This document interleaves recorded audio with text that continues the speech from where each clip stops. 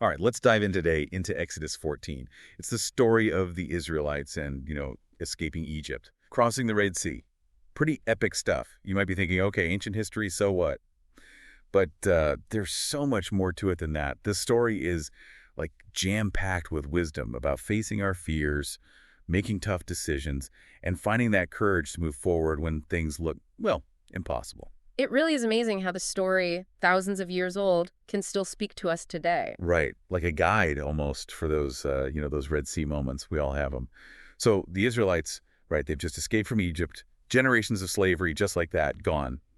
They must be feeling amazing, that freedom. And then, bam, they're trapped. Red Sea in front, Pharaoh's army behind them. Talk about a reality check. It's that moment when it all hits them, the weight of their situation. Terror, hopelessness, you can just imagine it. They're cornered. Absolutely nowhere to go. And, well, people being people, they panic. Turn on Moses, blame him for this whole mess. Weren't we better off as slaves? It's a classic response to fear in the unknown. We see it all the time, right? Throughout history, even in our own lives. Fear takes over. We forget why we even started down this path. But here's the thing. Moses, in all that chaos, he stays calm. Doesn't get defensive or anything.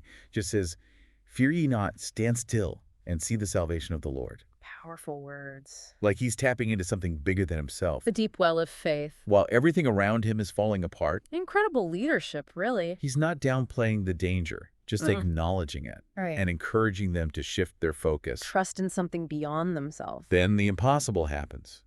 Red Sea parts, dry path opens up, escape route, Awe-inspiring. like a testament to faith and miracles. Often seen as divine intervention. The impossible becoming possible. Even when all hope seems lost, there's something that can guide us through. Like we're not alone in our struggles. Exactly. But it's not about just waiting for a miracle, is it? No, I think it's about finding that strength within ourselves, Yeah. that resilience to face our own Red Sea moments.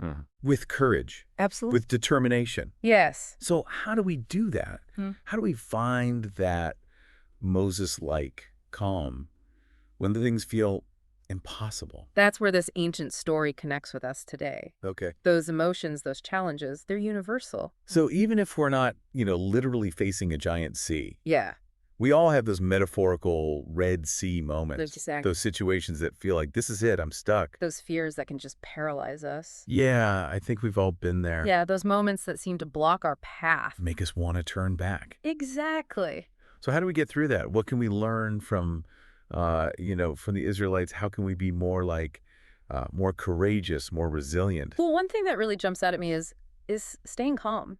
Like Moses, he had all this pressure on him, but he stayed focused, grounded, like he had this strength, from somewhere else. Yeah, like a deep well of peace inside him. Right. Finding that stillness. Even when everything's going crazy around you. Like acknowledging the fear, but not letting it win. Choosing faith over fear. Yeah. But how do you actually do that? How do you, shift gears from panic to peace?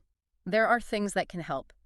Meditation, mindfulness, prayer, those kinds of things. Connecting with that inner calm, Exactly. like building a muscle, the more you use it. Yeah, it gets stronger. And then it's there when you need it. Exactly. But it's not about being, emotionless or anything. Right. It's not about denying your feelings. More like riding the waves. Learning to observe them without getting swept away. So building that resilience to handle those tough times. Absolutely. And, another thing from the story, trusting the process. Yeah, even when you can't see the whole picture.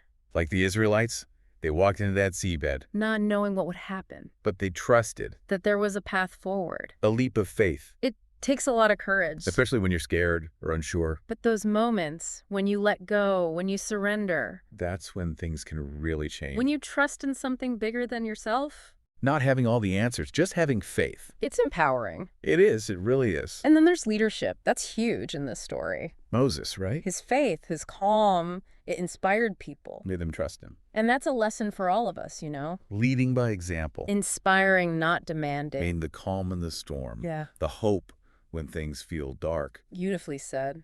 And speaking of hope, this whole idea of embracing change. Right. Change as renewal. The Israelites, they crossed that sea. Not just escaping slavery, but stepping into something new. A new way of being. A new chapter. It's a huge transformation. From slaves to free A people. whole new reality. Exactly. And we all go through that, right? Letting go of the old, the things that don't serve us anymore. Shedding a skin Yeah, like that. and letting something new emerge. It can be tough, though. Oh, yeah, it can be challenging. Scary, even. Stepping outside your comfort zone. But it leads to growth, Renewal. becoming who you're meant to be. So the Red Sea, it's a metaphor, too. For those personal transformations we all go through.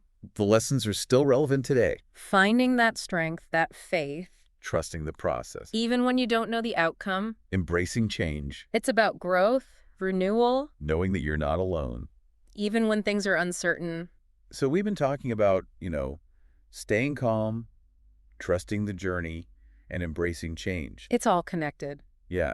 When you look at this story, what really sticks with you? Honestly, their resilience. I mean, think about it. Generations of slavery. Then suddenly, bam, this terrifying situation. They could have just given up. They kept going. They did. They followed Moses, even without knowing where they were headed. It's like their inner strength just took over. Exactly. That's what I mean by resilience. They had to fight for their freedom, for their future. And we all have that in us, that strength. It's not just about the miracle. And right, it's out there inner transformation, too. They had to, shed that slave mentality. Become free people even before they reach the promised land. That journey, right? It is. From fear to courage, from dependence to, standing on their own 2 feet. Walking through fire to get to the other side. And never easy. There's a reason they call it growing pains. Growth means challenges, setbacks, discomfort. But that's how we discover what we're really made of. Absolutely. Our ability to adapt, to overcome, to be more than we thought possible. It's like that saying, the obstacle is the path. Those Red Sea moments, they make us stronger. Refine us, make us more resourceful. And that's why this story, it's still relevant today. It's not just ancient history, it's a guide. For our own challenges. Finding that calm, that trust, embracing the change. So as we wrap up, what's the takeaway you want people to remember? You have the strength within you to face any Red Sea that comes your way. You can find that calm, that trust, even when things are uncertain. Embrace change. It's how we grow. And most importantly, you're not alone in this. We're all connected. We can draw strength from each other, just like the Israelites did. Beautiful.